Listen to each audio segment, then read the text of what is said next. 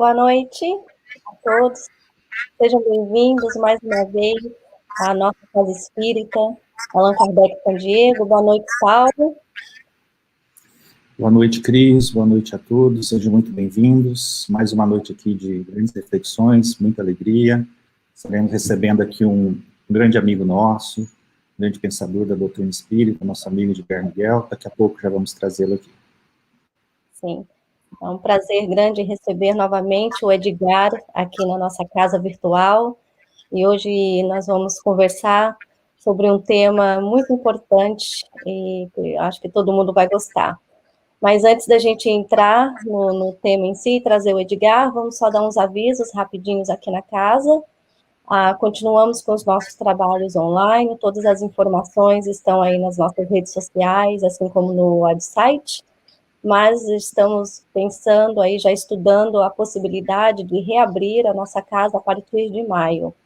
Então, entre maio e junho, esperamos poder abrir as portas novamente do nosso centro espírita. Então, fiquem aí ligados nas informações do nosso website, que a gente vai colocar tudo lá direitinho, de como isso vai acontecer, como que a gente vai se organizar para a reabertura da casa, tá bom?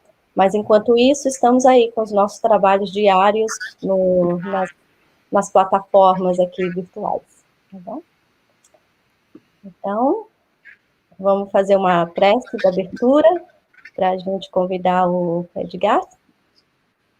Vamos fazer o Edgar primeiro, a gente faz a prece juntos, pode ser? Sim, então vamos trazer o Edgar aí.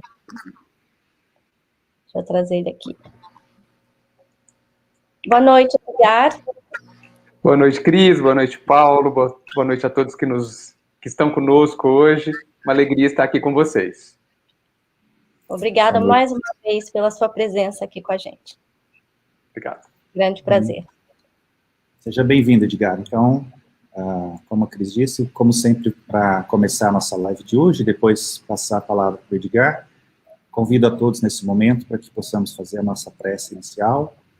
E, para tanto, vamos unir os nossos corações, os nossos pensamentos, um sentimento de gratidão e de louvor a Deus, nosso Pai, Jesus, nosso irmão maior, nosso mestre, que sempre ilumina as nossas vidas, e rogar a todos os espíritos amigos, familiares, protetores, espíritos que nos acompanham, que estão encarregados do nosso processo evolutivo, os mentores das nossas casas de oração, estejam conosco na noite de hoje, e que possamos aproveitar cada momento para uma reflexão um pouco mais profunda a respeito da nossa existência, acerca da conquista das virtudes, em particular na noite de hoje, uma virtude tão pouco esquecida, a humildade.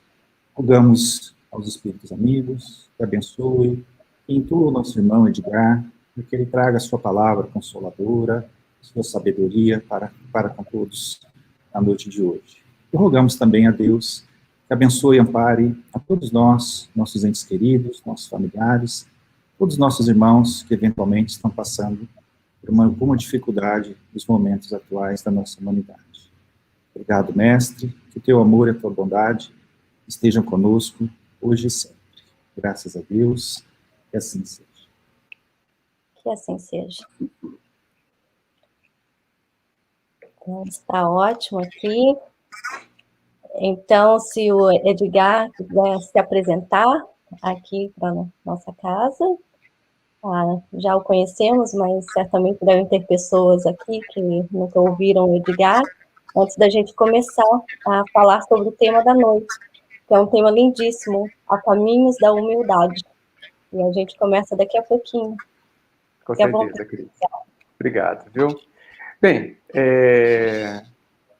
antes de me apresentar, eu já vou dizendo, como eu digo sempre para a Cris e para o Paulo, eu gosto de conversar para que a gente possa complementar o outro e podermos crescer no nosso entendimento, no quanto a gente percebe as coisas, né? Então, a ideia, evidentemente, aqui não é ensinar coisa alguma, talvez pensar em voz alta, né, para que os pensamentos de vocês, os sentimentos de todos, as ideias que a gente formar, cheguem aqui, né, no nosso, nesse contexto, e a gente possa realmente sair daqui maior do que entrou, né? Assim, sou uma pessoa comum, de uma família católica, que depois dos 15, 16 anos se tornou espírita por conta dos questionamentos, uma pessoa muito racional, sou da área de exatas, que nem o Paulo, né? Mas que tem um pé enorme em humanas, e que sou apaixonado pela grandeza do ser humano, né? E digo, já de cara, que a forma como a gente vê a população humana agindo e em movimento não muda em nada a minha convicção da grandeza que existe dentro do ser humano, a espera não, né? Em pleno desenvolvimento, né?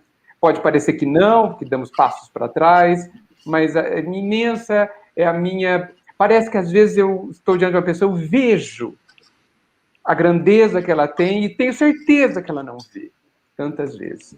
Então, como o Paulo já disse, estuda a doutrina, mas olha, eu devo dizer, viu, já fazendo uma reflexão, que mais do que estudar a doutrina, eu procuro me estudar. Para mim, a doutrina acaba sendo uma lente de aumento sobre mim mesmo, né? A doutrina fala de mim, para mim, como eu acho que deveria falar de cada um que a lê, para cada um que a lê, né? A doutrina está falando de uma cosmovisão, né? De uma visão de universo, de mundo, de leis que me atingem, fala também de mim, de quem somos cada um de nós, né? E, com certeza, como diz Kardec, de onde viemos e para onde vamos. E penso que quando Kardec disse isso, ele não estava se referindo às nossas encarnações, mas estava se referindo à nossa origem, ao nosso destino, né? Destino eterno, né?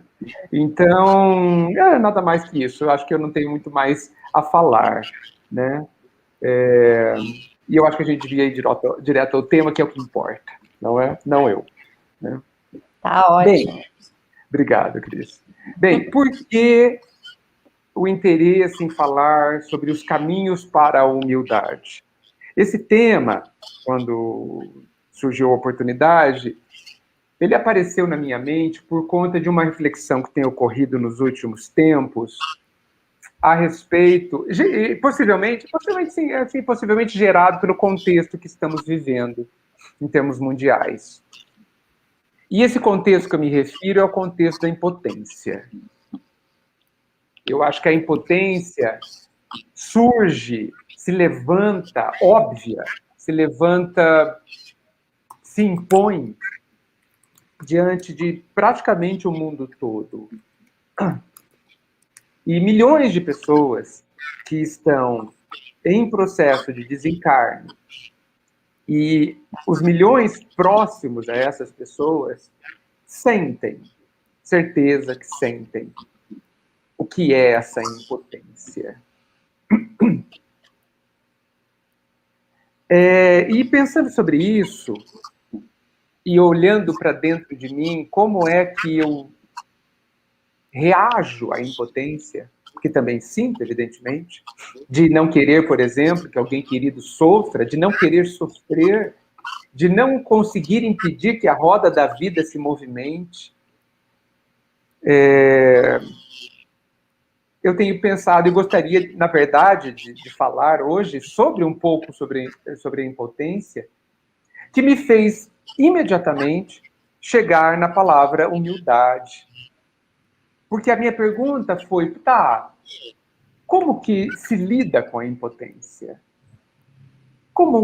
Que ferramenta nós temos para lidar com a impotência? Porque a impotência, no meu entendimento, não é a gente se dar por vencido. Não é a gente ser vencido. Não é a gente abaixar a cabeça ao pai e dizer, tá certo, pai, o senhor ganhou. Não é isso. E eu sei, porque sinto, que muitas vezes a impotência nos traz exatamente essas questões. Onde a gente precisa se render à vontade do pai. E eu penso que não. Porque não é uma luta com ele, não é uma competição. É impossível competir com alguém que nos ama tanto. Não há essa luta, essa guerra, esse confronto. Não há um confronto dos filhos de Deus com o Criador. E aí se levanta a questão da humildade, como já disse o Paulo, uma virtude tão incompreendida e, portanto, evidentemente, pouco conquistada na maioria de nós. Ela se torna, para mim, uma coisa inescapável. Para que a gente não sinta as dores da impotência, precisamos da humildade. Ok, ótimo. Conclusão até rápida, não difícil, não complexa. Mas, como eu adquiro a humildade? Como que eu chego à humildade? E por isso que eu não gostaria de discutir se nós precisamos dela ou não. Eu acho que isso é uma coisa pacífica, já superada. Não somente pelo que eu acabei de dizer, mas porque por todas as indicações que nós tivemos nesses milhares de anos, né? Sobre a necessidade da humildade, imensamente incompreendida, a ponto da gente dizer, em português, que uma pessoa é humilde, querendo dizer que ela apenas tem poucas posses materiais. Tá certo? O que é um contrassenso, uma profunda incompreensão do que é a humildade, né? A palavra humildade vem de humus, né? Vem da terra, do chão, né? E o chão me fala de uma coisa honesta, de uma coisa concreta até, né? Interessante imaginar uma virtude concreta, né? De uma coisa firme, inclusive, como a terra, como o chão, né? E que contém fertilidade dentro dela, como o próprio nome humus também tem. Para mim, quando eu penso em humildade, eu penso em alguém que sabe o que sabe e o que não sabe. Alguém que sabe quem é. Não quem é em termos de identidade social, não quem é em termos de identidade das relações, nada disso. Mas de quem se identifica consigo mesmo, com quem sabe alguma coisa, pelo menos, da sua essência. E aí eu me pergunto, como que eu chego, como eu adquiro, como eu conquisto, como eu desenvolvo, que plano de ação eu preciso fazer, que movimentos dentro de mim eu preciso ter para chegar na humildade. E aí, me parece que eu preciso, então, defini-la dentro de mim. Um pouco em termos racionais, mas eu preciso, no meu entendimento, ter uma outra postura com o meu pai. Eu preciso ter um outro tipo de relacionamento com o pai e com as leis que o representam. Porque percebo que mesmo inconscientemente, eu continuo usando os mesmos princípios de vida que os animais usam, que são os princípios da guerra, que são os princípios de conquistar a força, de tomar, de lutar para vencer. E quando alguém vence, alguém perde, né? E isso não faz sentido quando a gente pensa no pouquíssimo que a gente sabe sobre Deus, sobre o amor verdadeiro. Então, a minha ideia é que a gente converse hoje sobre a humildade frente à impotência, para que a gente ouça a voz da impotência dentro de nós, porque entendo que ao ouvir essa voz da impotência, a gente vai descobrir um ou outro caminho para a humildade. Ressaltando que essa impotência não é a impotência que nos vence, mas é uma impotência que nos fala uma outra coisa, silenciosamente, e que a gente precisa aprender a ouvir para poder chegar na humildade. Já foi dito que a humildade é a virtude e é a condição para a gente ser feliz, para a gente conseguir se desenvolver num ritmo e de uma forma realmente profunda. Mas tudo isso nos parece algo desconhecido, nos parece alguma coisa que a gente não compreende. Então, eu gostaria de começar conversando sobre isso. E queria saber o que vocês acham disso que eu disse. Não, ótimo, Edgar. Foi uma excelente introdução. E dentro do que você falou, né, da definição de humildade, foi bem bacana. Você toca na questão da palavra humus, né, que é um solo fértil. Um solo fértil, ele está sempre ali ávido para receber uma semente, né? E isso subentende-se que humildade está relacionada a isso, né? Ou seja, mesmo a pessoa sendo grande, ela está sempre reconhecendo a sua capacidade de aprender mais e nunca de se colocar acima dos outros, e os pequenos também nesse sentido, né? Eu queria que você comentasse um pouco também a respeito do que você falou, essa confusão que a gente faz de confundir pessoas de condições mais simples, por exemplo, de pobreza, né, e que a gente diz que são humildes. Mas muitas vezes as pessoas não têm o humus necessário, ou seja, elas não estão abertas para um aprendizado, algo do tipo, e ao contrário, elas estão recheadas de orgulho, de vaidade ou algo do tipo, e também a gente ouve muito que as pessoas ricas ou de posses são orgulhosas, são vaidosas, quando na verdade isso também não é verdade, né? Como é que a gente poderia desconstruir isso? Fala um pouquinho para a gente sobre esse ponto.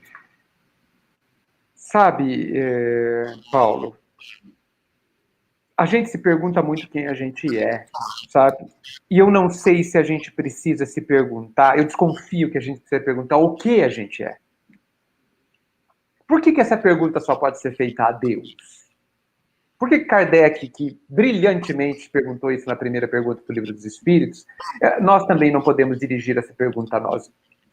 O que eu sou?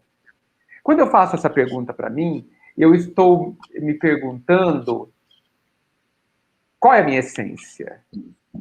Eu estou me perguntando o que eu represento, né? Então, eu penso que essa reflexão, ela destrói essas questões baixas, pequenas que você citou, que a gente faz normalmente, né? Porque essa é uma visão limitadíssima, né, que você tão bem colocou, que podemos pensar que é do plano social humano, e não do plano cósmico, né? Não de quem se enxerga ser eterno.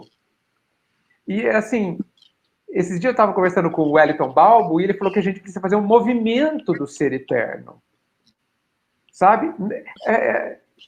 Muitas, Paulo e Cris, muitas das nossas dores se devem às ilusões que a gente tem porque a gente não se vê eterno. Desculpa, melhor dizendo, imortal.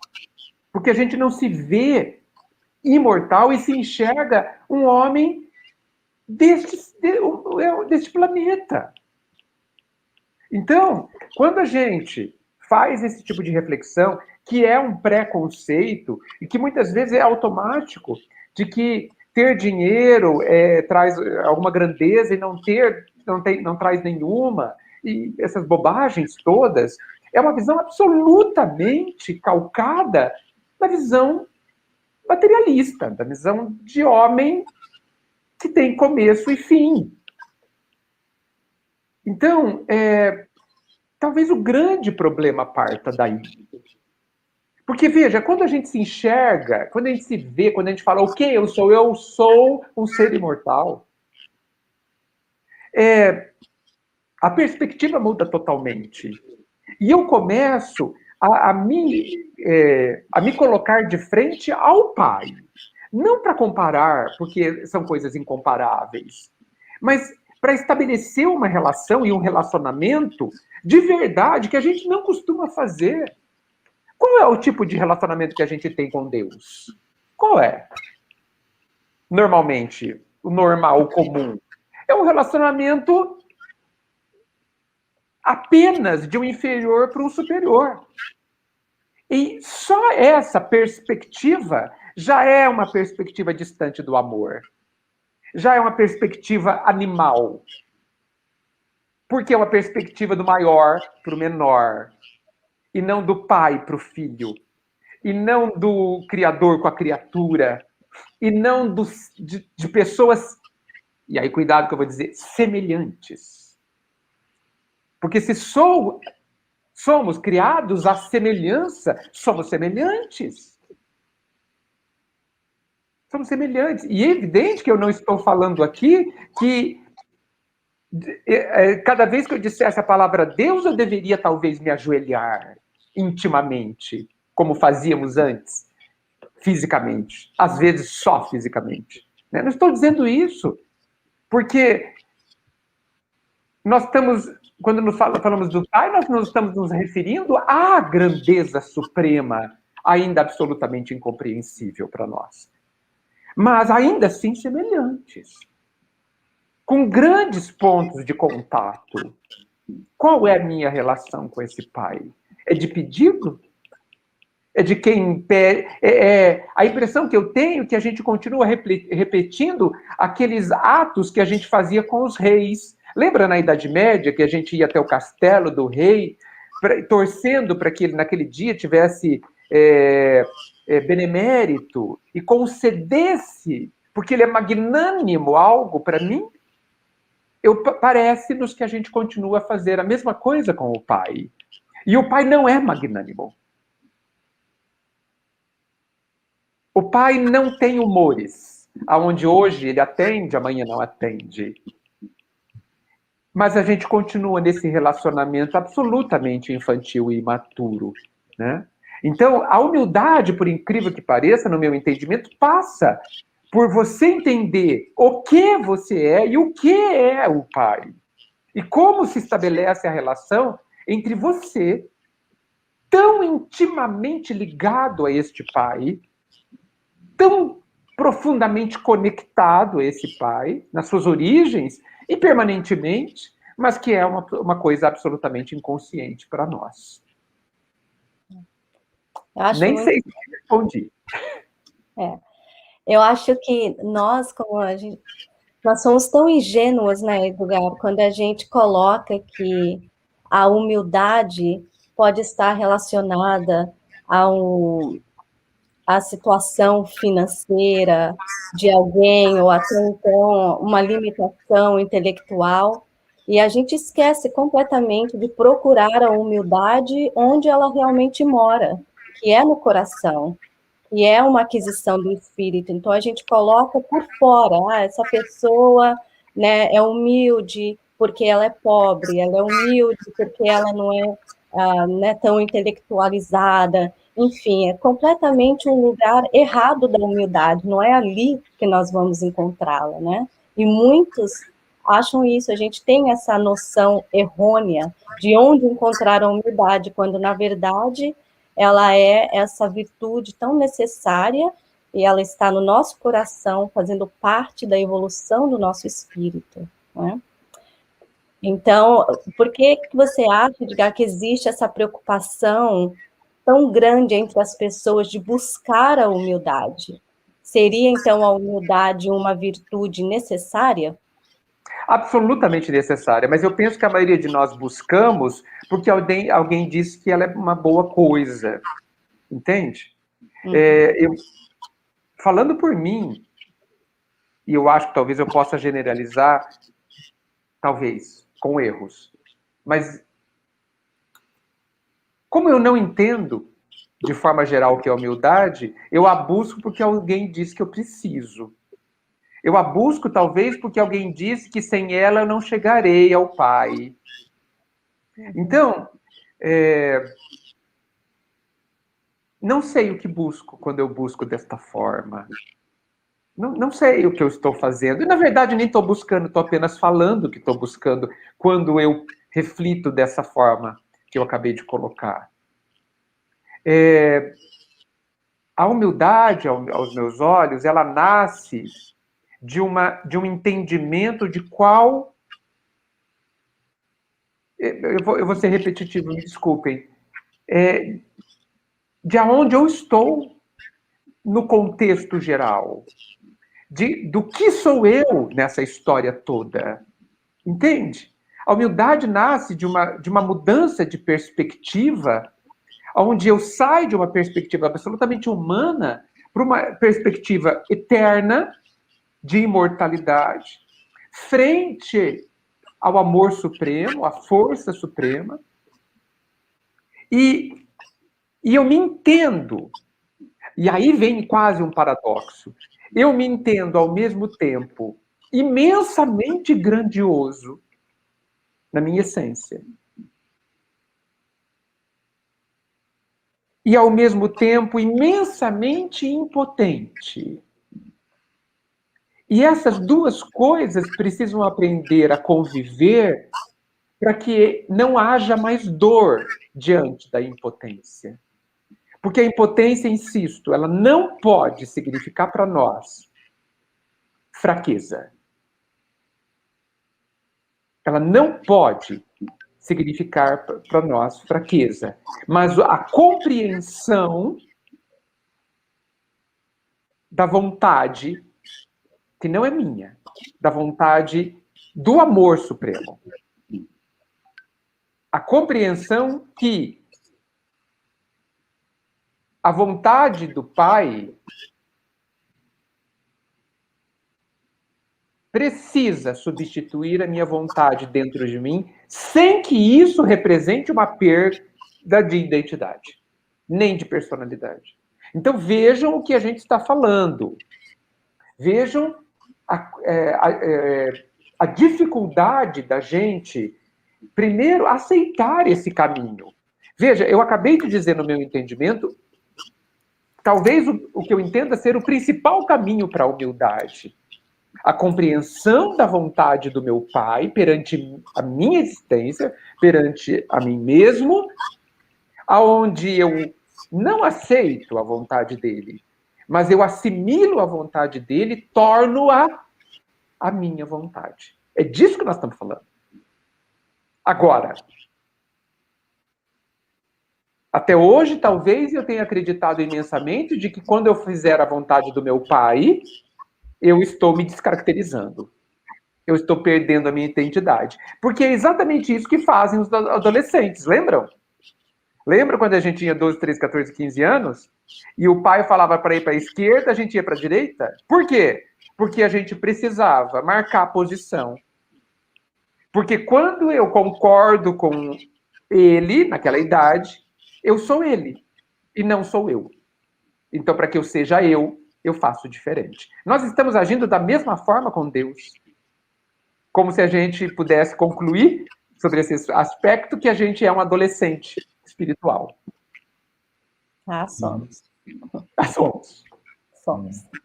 Perfeito, Edgar. Eu queria falar um pouquinho mais disso aí que você comentou, Edgar, porque, assim, às vezes, na incompreensão dessa virtude, né, a gente costuma confundir com fraqueza, como você colocou, e a gente tem uma mania, e eu vou fazer essa provocação agora para você falar, né, que entra aqui um aspecto de vaidade, de achar que ser humilde é sempre nos colocarmos abaixo daquilo que realmente nós somos, né? Então a gente corre um sério risco de confundir com fraqueza, com subserviência, né, achando que isso é humildade. E no mais das vezes, a gente esquece que humildade não é isso, né? Eu vou te dar um exemplo, você vai entender, né?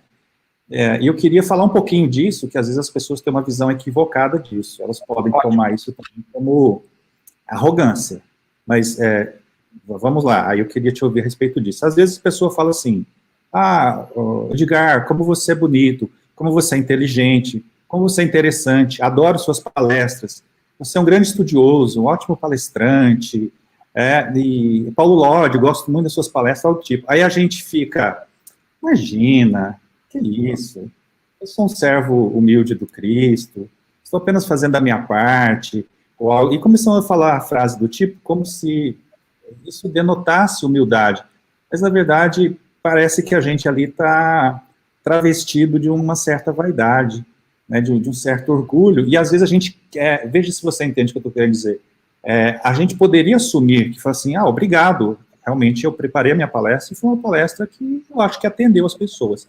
Às vezes isso é tomado como arrogância. Sim. Às vezes a pessoa fala, como você é inteligente, você fala, obrigado, eu sou inteligente mesmo. Não é que é arrogante. Quando, na verdade, né, isso não tem nada a ver com arrogância. Isso pode ser um aspecto de humildade, sim, né? E um aspecto de não humildade seria exatamente a posição que a gente toma. Imagina, que isso, você que é gentil, você não sei o quê, sou um servo do Cristo, algo do tipo. E isso passa, realmente, uma ideia de falsa humildade, né? E parece que existe uma confusão nisso, existe um certo preconceito em relação a isso, né? De você assumir que, vamos voltar na definição que você colocou de humildade lá, né? Que é uma virtude que vem da palavra humus, que é ali a terra que está preparada para receber a boa semente. Então, se você recebe a boa semente, você dá frutos, isso não é humildade? Não é você reconhecer o seu verdadeiro papel no mundo, nem abaixo, nem a mais, porque a mais, Exato. Né? Queria que você falasse um pouquinho disso. Fantástico. Quando a gente fala de humildade, normalmente a gente pensa em Francisco de Assis, certo? Uhum. Tá? Então, vamos pensar numa historinha, que pode ser até fictícia. Dizem que os passarinhos pousavam no ombro de Francisco de Assis, certo? Todo mundo já ouviu essa história? Tá. Francisco de Assis era uma pessoa inteligente. Tá certo? E imaginem que fosse verdade que os passarinhos pousavam no seu ombro e no seu braço. Ele devia perceber que isso não acontecia com todas as pessoas. Aliás, não acontecia com praticamente ninguém, a não ser ele mesmo. Será que ele não pensava no assunto? Será que ele não estranhava? Será que ele não concluía o que e por que isso estava acontecendo? Será que os passarinhos, ele achava que os passarinhos eram cegos e pensava que ele era uma estátua plantada no meio da praça? Não, né? Certamente, na sua inteligência, na sua sabedoria, inclusive, ele sabia por que os passarinhos pousavam no seu ombro. E sabia, ainda assim, ele sabia quem ele era e o que ele era. Então você está certíssimo, Paulo. Nós precisamos saber o que eu sei e o que eu não sei. O que eu produzo e o que eu não produzo. E você disse a palavra mágica é nem mais, nem menos. Porque só o orgulho está interessado em parecer o que não é. O humilde não. Mas ele também não quer parecer menos. Perfeito. Porque quando a gente se quer parecer menos do que a gente é, em última análise, a gente está desrespeitando a grandeza divina que existe em nós. Por isso que eu peço desculpa, mas eu sempre volto no começo. Nós precisamos entender o que significa ser filho de Deus. Por isso que nunca é e nunca foi prepotência quando Jesus dizia assim... Isaías falava que viria o Salvador, e ele já veio, e está aqui. Eu sou o Salvador. Isso não era uma prepotência. Era uma realidade. Era uma harmonia de si mesmo com o que você é. Então, é bem isso que você disse. Nós... eu acho que no exemplo que você deu, Paulo, a melhor opção que a gente pode fazer é apenas agradecer. Você gostou da palestra? Obrigado. Ponto. Porque aí talvez a gente evite qualquer tipo de detalhe. E eu sempre penso que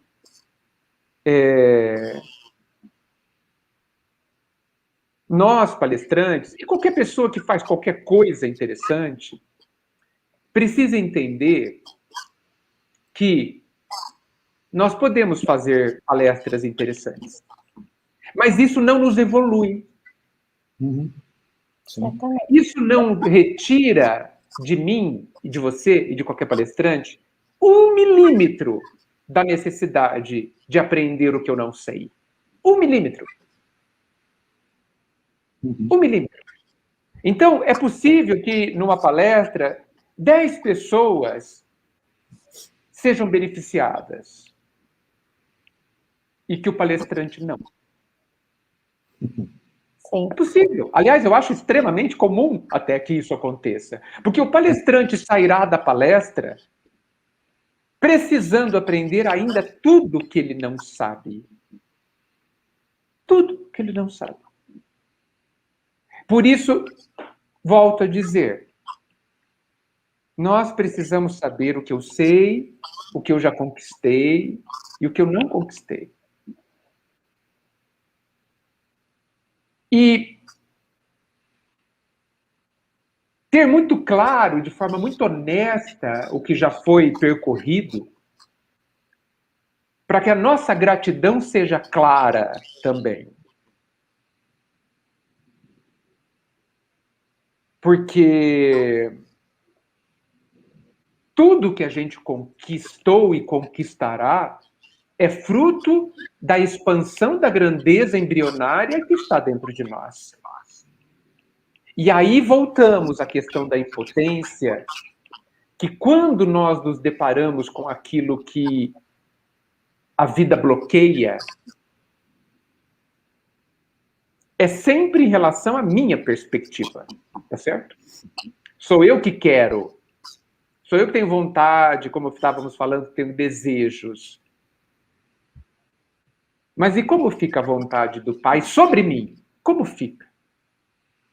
Nessa hora surge, entendo eu, a necessidade da humildade e de usarmos a impotência como caminho para a construção dessa humildade. Se coloque diante da impotência. Olhe para ela. Pergunte-se o que ela te causa. É fraqueza? É fragilidade? Então, quem está gerando a fraqueza e a fragilidade dentro de você é o seu orgulho, não é a impotência. É a constatação de que você estava até ali iludido e vivia uma ilusão aonde você imaginava que não poderia vencer a morte, por exemplo. Por exemplo, já que a morte é hoje algo diariamente colocado nos jornais, né? Muito mais do que antes. Se me sinto impotente, quem se sente impotente é a minha porção orgulhosa. Porque se eu fosse humilde, eu não me veria impotente nem fragilizado diante de um não da vida. Mas entenderia com alegria que esse não está me impedindo de ter dores que eu não preciso ter. Está me convidando a que eu aprenda aquilo que eu não sei. E nós, Paulo e Cris, somos aqueles que dizemos que adoramos aprender. Será? Será que adoramos aprender mesmo? Ou adoramos aprender aquilo que nos traz destaque e status? Porque a vida não está nem um pouco interessada. Olha, nesse ponto às vezes eu acho que eu sou até meio rude. Eu acho que a vida não está nem um pouco interessada com o que a gente quer. É o que a gente precisa. Sim, como os pais que não estão interessados que a criança quer continuar brincando e não quer ir para a escola. Problema seu. Vai para a escola e ponto. Ah, mas eu não quero tomar vacina contra sarampo. Problema seu. Vai tomar e ponto. Né? Por quê? Porque você não sabe o que faz. Não é? Eu acho que isso que a gente começou a conversar, dessa fachada humilde que a gente tem a tendência em colocar em nós, é mais um sinal da nossa imaturidade espiritual, da nossa imaturidade moral, porque ao mesmo tempo que a gente reconhece que a humildade, nós queremos adquirir essa virtude, porque alguém falou que é bom ser humilde, que é necessário ser humilde, a gente também tem nessa essência, já que a humildade é uma maneira de evolução espiritual, e como todos nós estamos, né, destinados a evoluir, então já tem essa essência dentro da gente que vai buscar as virtudes que vão, então, nos trazer essa evolução espiritual que todos nós estamos destinados a atingir cada um no seu passo. Então, a gente coloca essa fachada humilde como que um atalho. Eu não sou humilde o suficiente, eu ainda não consegui adquirir essa virtude, né, de uma maneira amorosa, onde ela realmente mora no meu coração e faz parte do meu espírito, então eu vou colocar uma fachada, eu vou me comportar como se eu fosse humilde, porque me dá essa impressão de que eu estou fazendo a minha lição de casa no sentido espiritual, né, que eu estou fazendo ali os meus passos. E isso é inútil para a vida, viu, Cris? Inútil. Com A vida não está certeza. nem aí com a nossa cena. Aí a gente vai brincando disso, achando que a gente está evoluindo e realmente a gente está perdendo tempo. E aí a gente pensa assim, né, Edgar? Então, por exemplo, essas pessoas que eu digo nós, né, a humanidade, porque a gente não vai colocar ali, apontar para ninguém. Então, que são vaidosas, melindrosas, orgulhosas, mas que se dizem felizes. Ah, eu sou feliz assim da maneira que eu sou. E Kardec diz que a gente não tem condição de ter essa felicidade se nós realmente não formos humildes. Então, o que você acha dessa relação, assim, da gente achar que nós somos felizes, mas realmente nós não somos, porque está nos faltando essa humildade? Ah, Cris, você sabe que talvez uma das maiores dores que a gente tenha seja a dor de não ser honesto, sabe? Com a gente. Porque, assim, eu posso sair na rua e fazer panca, e posso fazer cena, mas eu sei quem eu sou. Eu sei que eu estou fazendo cena. E isso basta. Basta para que eu não consiga usufruir da felicidade, que só é possível quando a gente aprender a ser honesto com a gente. Só é possível. E isso, você disse bem, está completamente relacionado à humildade. Porque para ser honesto consigo é preciso desse choque de realidade que a humildade traz. Senão, a gente continua sendo ordenado pelo orgulho, continua sendo dominado por ele e vivendo pura ilusão, né? Vivendo, como diz o outro, jogando para a plateia, tá certo? E assim, jogar para a plateia não é viver uma vida verdadeira, não é viver uma vida orientada pelo sentido que sentido profundo e real dentro da lei imortal que cada um de nós precisa ter para ser feliz de verdade. Mas deixa eu aproveitar, e o Paulo falou uma coisa que eu esqueci de comentar, que é a diferença entre servir e ser servil. Porque o humilde não é servil. O humilde sabe um pouco mais, o muito humilde, muitíssimo, a servir. Mas ele não é servil. Ele fala não quando é não. E sim quando é sim. E paga o preço. Porque pagar o preço do mundo, cada vez mais, para o humilde, há de ser mais barato que pagar o preço de viver de forma incoerente consigo mesmo. Por isso que, relembrando Jesus, o peso do mundo é imenso e o jugo com ele é tranquilo. É dentro desta ideia. Então, não. O humilde não é servil. O humilde não abaixa a cabeça. Absolutamente. O humilde segue o seu propósito continuamente, aonde estiver, do jeito que estiver. Do jeito que estiver. Então, há uma profunda diferença aí, de fato. Mas, não sei se vocês perceberam, mas eu falei que o caminho para a humildade é a gente se defrontar com a nossa impotência. Vocês acham que pode ser por aí?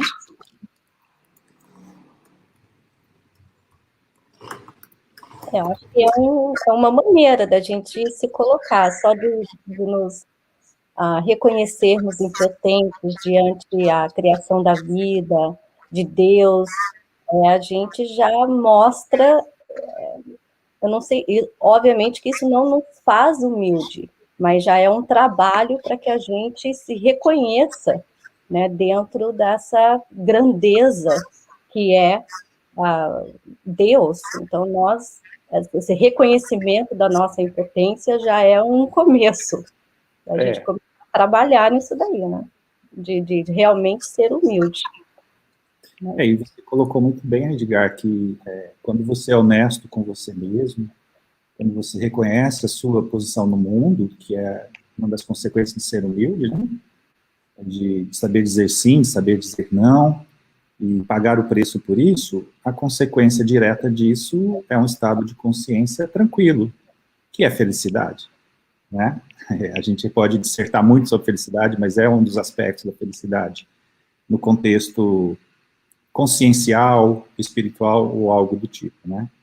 E eu queria propor para você agora aqui uma coisa interessante, né? Que a gente está falando de caminhos para a humildade, né? E a Joana de Ângeles e o Jung, né? Eles têm uma proposta interessante. Eu queria ouvir sua opinião sobre isso, Edgar, que é como eles falam muito sobre autoconhecimento, e no processo do autoconhecimento eles vão falar da nossa psique, da nossa sombra, e tudo mais. Eles dizem o seguinte, olha, um dos caminhos para a humildade não é querer ser humilde. Porque toda vez que a gente quer ser humilde, eu não quero ser orgulhoso. Então, esse é um grande problema de todos nós. Então, a gente aprende no Evangelho que a antítese do orgulho ou da vaidade, que é uma das suas filhas, é a humildade. E a humildade é uma virtude. Nós, como a Cris bem colocou, e você também, a gente quer se adornar da humildade porque ela faz um bom marketing, né, para a nossa fachada e tudo mais. Então, eles dizem assim, então a gente está fazendo o caminho errado, porque a gente quer ser humilde por decreto. Então, eu entendo que ser orgulho é ruim, então, a partir de agora, eu não vou ser mais orgulhoso, eu vou ser humilde, né? E aí ele chama atenção para isso, fala assim, toda vez que eu não quero ser algo, eu jogo isso para o meu aspecto sombrio, ele fica lá, e eu não trabalho o meu orgulho. E eu começo a adotar uma postura de humilde. E você vai entender perfeitamente o que eu quero dizer agora, que é a vida do Frederico Figner, irmão Jacó, que teve como uma consequência direta isso, né? Se adornou de um trabalho externo, o que não é ruim, obviamente, tem o seu valor e tem o seu mérito, mas o mérito não te faz humilde. Né? Então, eu queria que você comentasse sobre esse caminho que a Joana propõe para a humildade, ou seja, não é simplesmente decretar para si mesmo que a partir de agora eu sou humilde, e eu sou humilde, né? Então, ela propõe para que a gente olhe para o orgulho e comece a ressignificar o orgulho, a entender o que é orgulho, e você sabe muito bem desse tema, você fala bem a respeito do orgulho e do egoísmo, né? E a ressignificar isso, né? E a consequência da ressignificação desse sentimento traz como consequência a humildade. Aí entra dentro daquilo que você falou, que eu achei fantástico, da impotência, mas de me reconhecer ali, filho de Deus, justamente por reconhecer a grandeza do Pai e perceber que esse orgulho que eu estou usando é só uma máscara, é só uma defesa. Queria que você comentasse um pouquinho disso, sobre isso, perdão. A Joana é fantástica, né?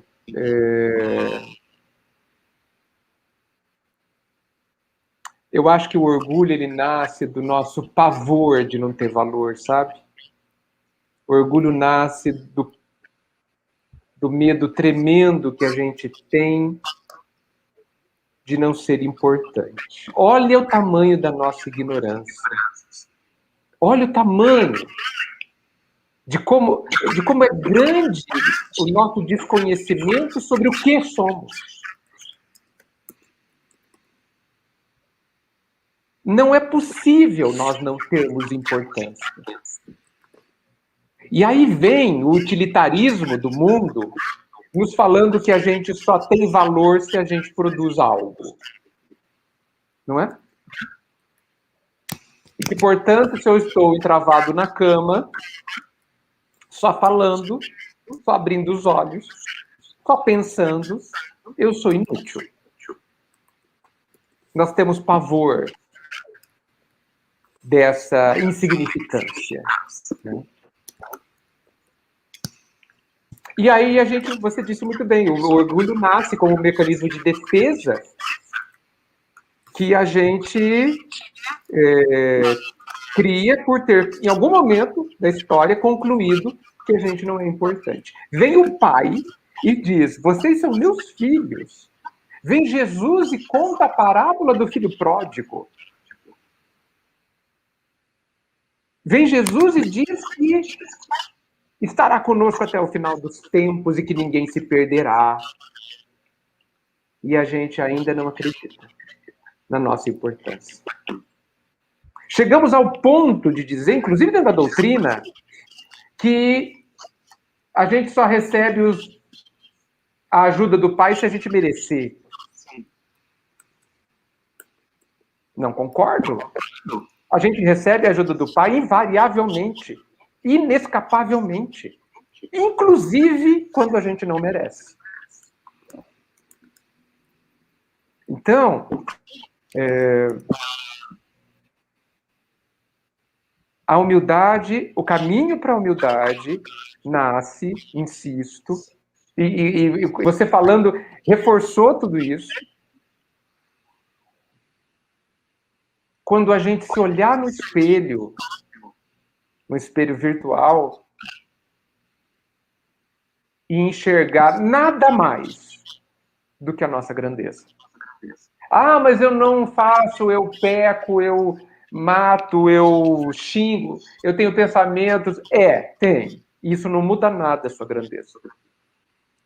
Ah, mas eu sou egoísta, eu sou orgulhoso, são as pragas. Kardec disse.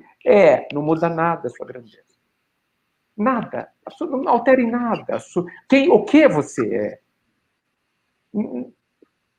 Não altera que o Pai continua habitando dentro de nós e que Ele nos conduz a brilhar.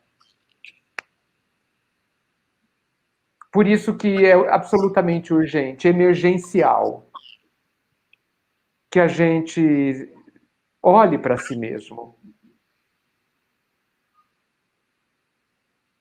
e use o auto-perdão de uma forma plena.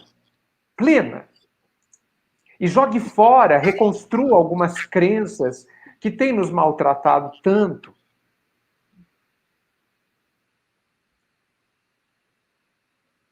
De fato, a gente não pode chegar na humildade negando o orgulho. Olha só, hein? Porque o orgulho, para ser transformado e não eliminado, né? Porque não devemos eliminar nada de dentro de nós, porque nós somos uma integridade, então você não pode tirar nada, senão vai ficar faltando alguma coisa. Eu tenho que olhar para o orgulho e ressignificá-lo, entender o que ele é e falar, porque ele é bom na sua essência, senão ele estaria dentro de mim. Ele nasce do instinto de conservação, ele me trouxe até aqui. Ele agora não é mais útil como ele é, e nem útil da quantidade que eu acumulei. Mas ele, na quantidade equilibrada e correta, me mantém de queixo erguido. Me faz levantar do buraco quando eu caio. É o orgulho que me faz olhar para o sol ou pensar em Deus e reconhecer a própria semelhança, admitir pelo menos a própria semelhança.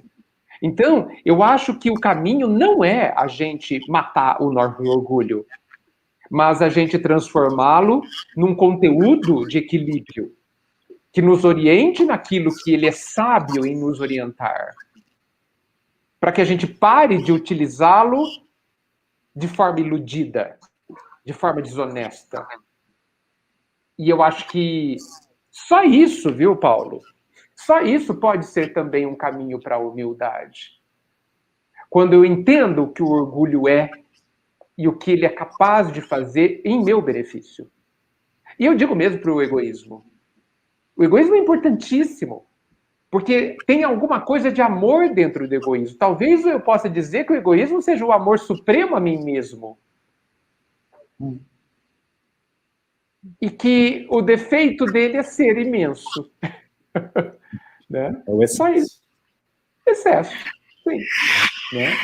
Então, ressignificar. A gente acha que a gente precisa extirpar partes de nós mesmos para a gente evoluir. Não, não penso assim. E chego à conclusão que a humildade já existe dentro de nós. Eu só não sei onde ela está. Não sei como acessá-la, nem como ativá-la, mas ela está lá, plena, clamando para aparecer na minha vida, consciente ou não. Eu talvez só precise abrir espaço, começando a procurá-la, porque é da lei que quem procura acha. Talvez a gente só precise disso. Mas, de novo, a gente precisa mudar a perspectiva sobre esses conceitos. Né? Enquanto a gente quiser jogar fora o orgulho e o egoísmo, enquanto a gente estiver buscando diretamente a humildade, sem compreender sequer o que ela é, aonde a gente vai chegar? Em ilusões. Por isso, a impotência assim, está se impondo para nós, principalmente nesse contexto, para que ela nos... A impotência, ela nos oportunize querer a humildade. Porque o orgulho é impotente diante da impotência. O orgulho não resolve a impotência. Aliás, o orgulho recebe pancadas imensas da impotência. Né? E isso, muitas vezes, pode abalar, inclusive, a nossa própria percepção de grandeza. Porque olhar para a impotência, insisto, como uma condição que nos traga fraqueza e fragilidade, é fruto de uma visão egoísta. Desculpa, orgulhosa. E não de uma visão realista em relação ao que a gente é. Então, Edgar, se nós temos então essa dificuldade de realmente identificar os atributos da humildade, né, que a gente se confunde, como estamos aqui conversando, então utilizemos os modelos para que a gente consiga, para que nos ajude. Então, você mesmo citou aí Francisco de Assis, eu cito Chico Xavier, mas claro, vamos para o mestre, para o nosso mestre, né? Então, pensando em Jesus, você acha que o fato de Jesus ter vindo modesto, numa manjedoura, uma profissão de carpinteiro, isso era um sinal de humildade? Não. Como que Jesus mostrou a sua grandeza? Através disso ou o quê? Eu acho que, se eu puder citar um ou dois sinais de humildade, no meu entendimento de Jesus, foi quando, frente a Pilatos, ele não se defendeu. Quando ele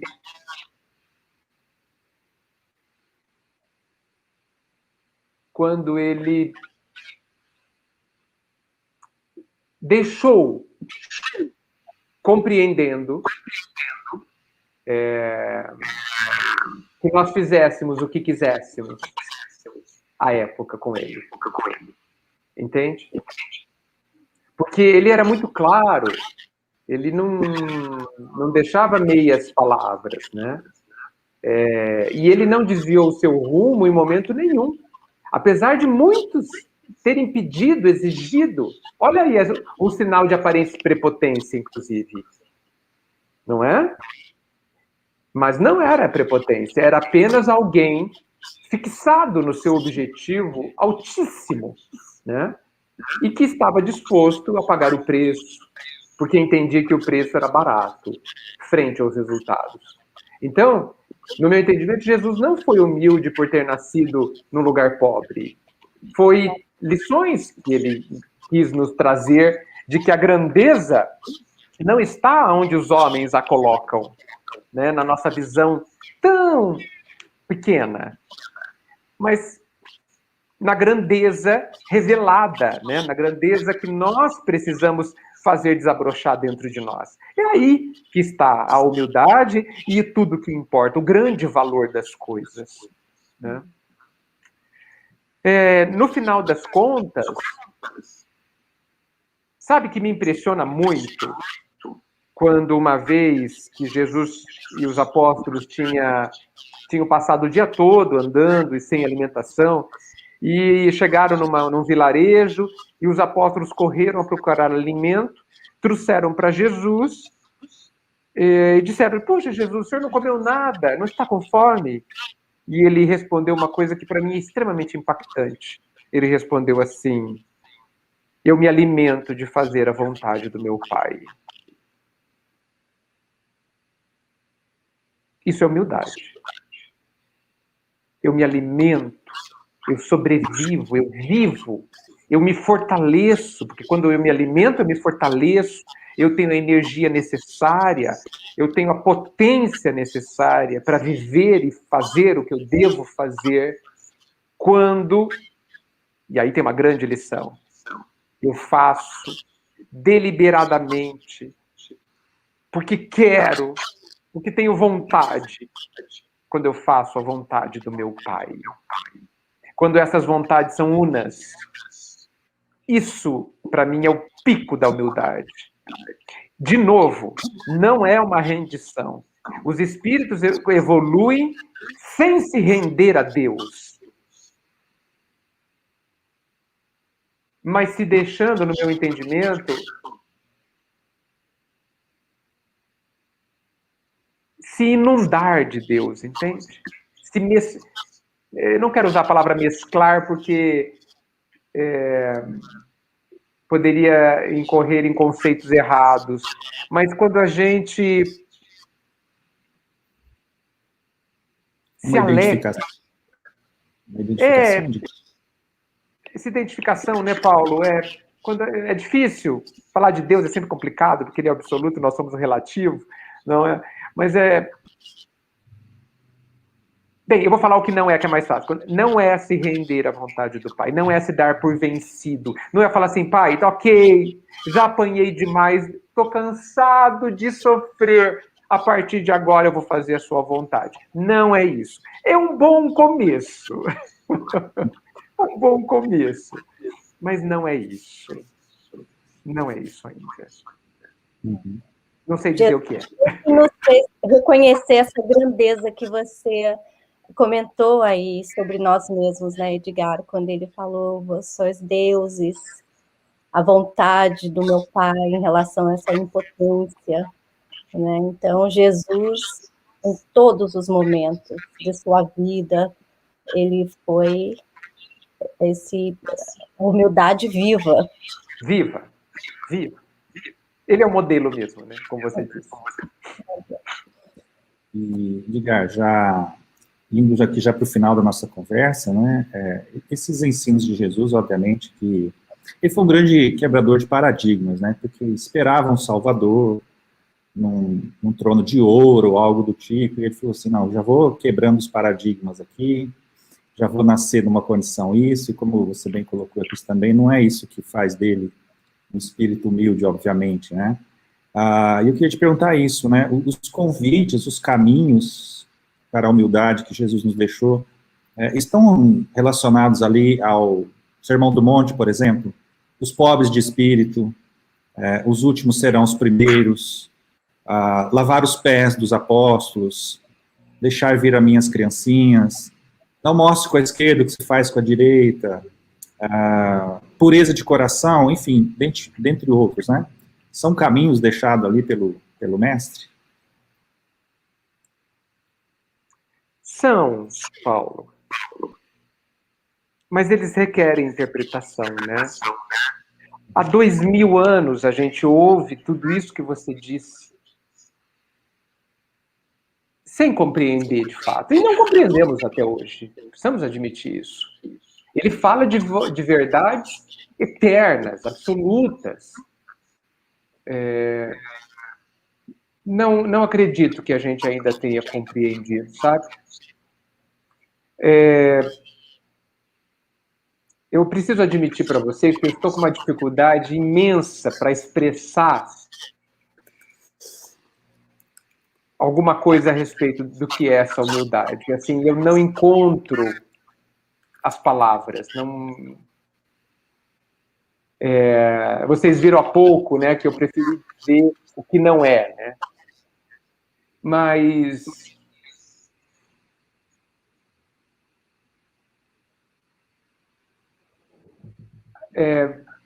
a gente A gente precisa, como caminho para essa humildade, parar de lutar, parar de espernear. É tudo que a gente faz, observe. A gente quer escapar do caminho. A gente quer escapar da vontade do Pai. A gente faz um pouquinho caridade para ver se serve. A gente faz um pouquinho caridade para... deve estar bom, né? Vou voltar a fazer o que eu quero.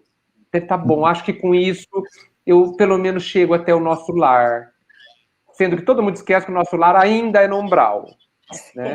Então, assim, são desejos muito pobres, muito pequenos. Nós somos destinados à grandeza eterna, à grandeza inimaginável na nossa condição, já que somos como minhocas que nunca viram a luz, né?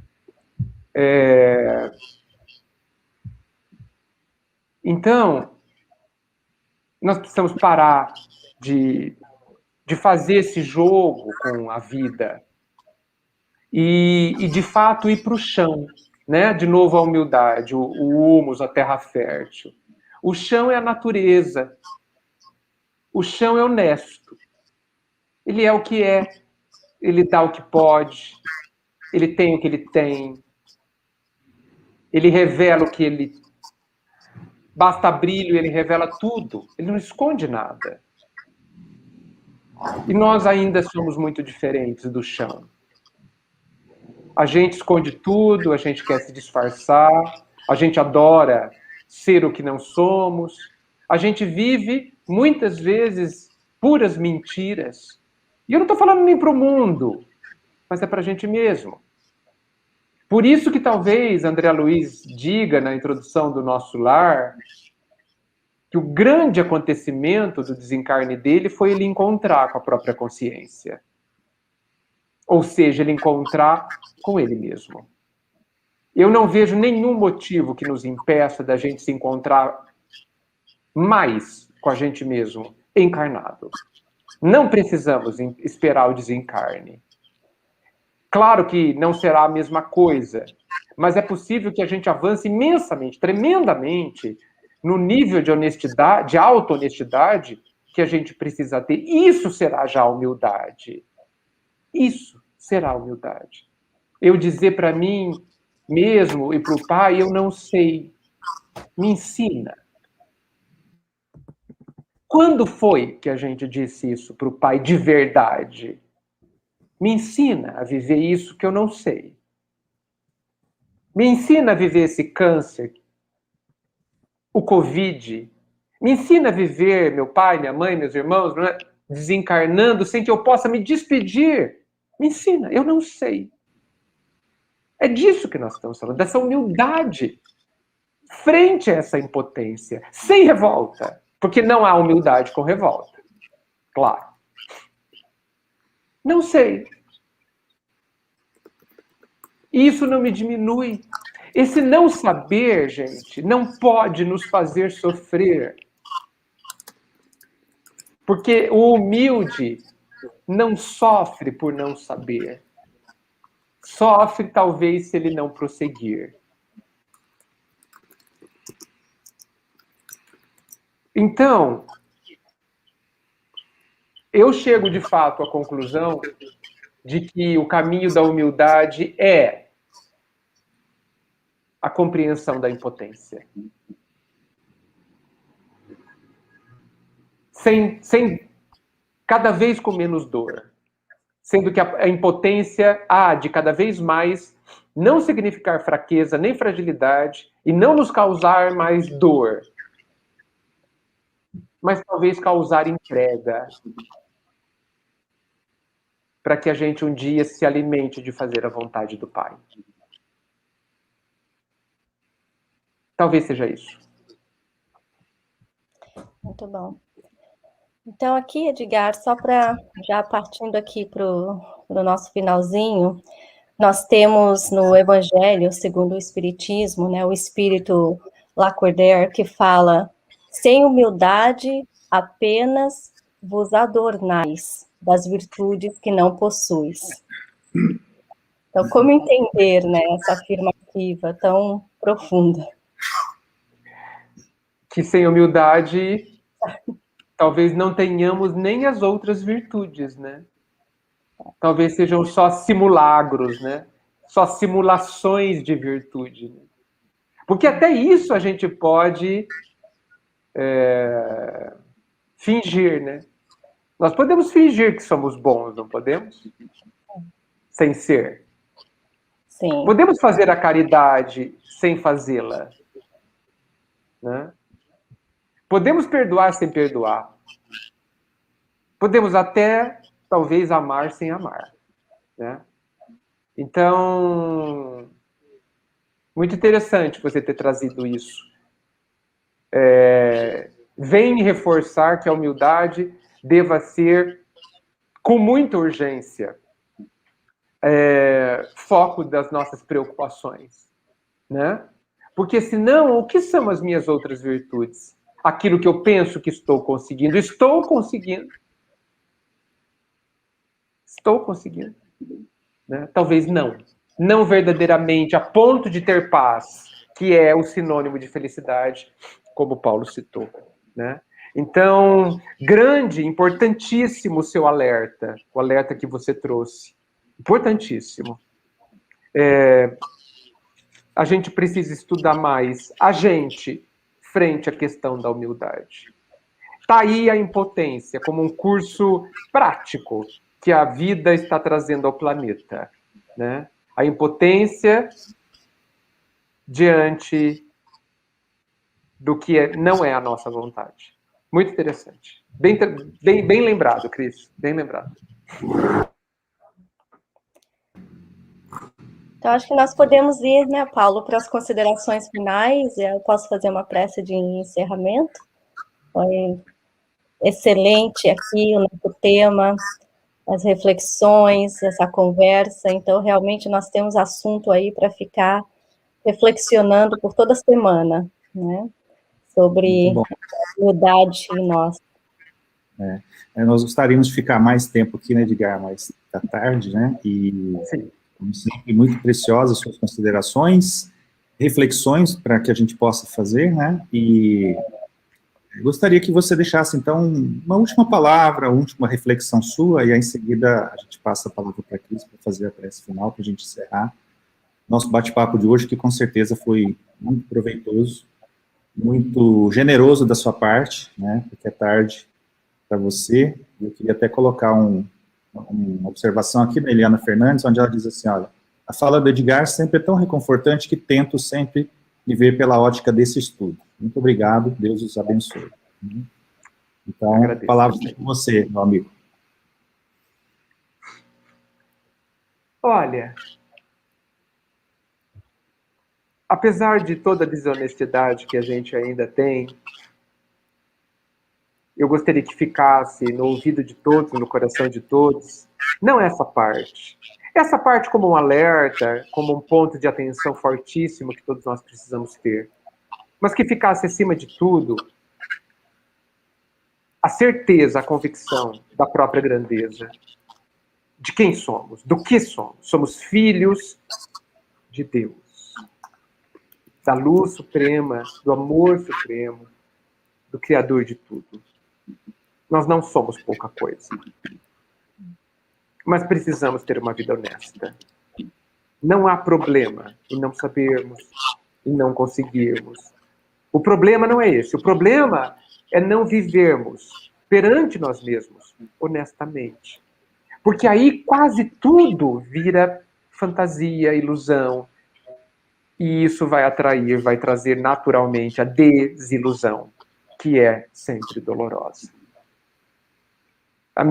Meu desejo, a minha vontade, é que todo mundo sentisse que tem imenso valor, sabe? Que todo mundo tivesse a certeza profunda que tem imenso valor, apesar de ter errado muitíssimo, apesar de não saber quase nada, apesar de se sentir desprezado pelo mundo, de acreditar erroneamente que não é querido por ninguém. apesar disso tudo, eu gostaria que todo mundo tivesse a convicção de que tem imenso valor e é imensamente capaz de aprender a brilhar.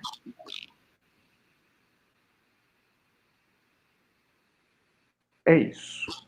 Eu acho que essas duas questões são básicas, são essenciais, fundamentais, para que a gente comece a ter uma vida honesta e imediatamente de menos dor e de mais alegria. Que a luz de Jesus, que brilha incessantemente, em toda parte, com todas as pessoas, brilhe tanto que vença a nossa ignorância e nos faça ver isso que eu acabei de dizer. Obrigado por essa oportunidade. Obrigada a você, Edgar. Então, tá bom. Então, vamos aqui fazer uma prece de encerramento e, mais uma vez, ficar com todas essas reflexões aí durante essa semana, nos acompanhando. Então, vamos todos, nesse momento, primeiramente, agradecer a Deus, nosso Pai, por ter nos criado com tanto amor, que possamos reconhecer todos os dias a nossa importância, a nossa divindade, que existe dentro de cada um de nós, por essa criação tão amorosa do nosso Pai. Que possamos trabalhar todos os dias para brilhar essa luz que mora dentro de cada um de nós, no âmago do nosso ser. Que possamos refletir a imagem de nosso Pai através do trabalho para adquirirmos a real humildade, para burilarmos os nossos problemas, a nossa imaturidade espiritual, mas sabendo que é esse trabalho que vai nos fazer espelhar o que temos dentro do nosso coração e que possamos nos basear no nosso Mestre Jesus, que com toda a sua grandeza veio até nós a nos exemplificar, a nos ensinar os caminhos que devemos trilhar para alcançarmos essa humildade e, através dela, todas as outras virtudes que precisamos possuir para realmente brilharmos a nossa luz. Pois, como ele nos lembrou, vós sois deuses. Façamos, então, o nosso trabalho diário através da nossa doutrina espírita, que vem sempre nos ajustar, vem como norte, para que possamos trilhar o nosso caminho individual para um destino comum. Dessa forma, pedimos permissão para encerrar mais uma live aqui no nosso sábado, rogando a Jesus que fique conosco, hoje e sempre. Graças a Deus. Que assim seja. Muito obrigado, então, Edgar, mais uma vez, né? Então, agradecendo aqui pelos comentários, né? Enfim, com certeza foi muito útil, será muito útil para as pessoas que acessaram agora ou acessarão novamente depois. Então, muito obrigado a todos pela participação, né? Compartilhem, divulguem. O Edgar tem o site dele, né? O Edgar, ele é modesto, ele é humilde, eu gosto de falar, mas ele é um escritor também. Ele tem publicações, ele tem um site dele com várias palestras, vale muito a pena dar uma checada nas palestras do Edgar, tem muito material ali de qualidade, conteúdo que realmente nos ajuda a refletir em praticamente toda a nossa existência aqui, né, Edgar? Obrigado, Paulo. Então é isso. Tá bom, meus amigos, boa noite mais uma vez a todos. Obrigada mais uma vez a Edgar. E esperamos todos vocês novamente aqui, sábado que vem, para mais uma live, com um tema sempre especial à luz da nossa doutrina espírita. Boa noite, pessoal. Boa noite. Tchau, tchau.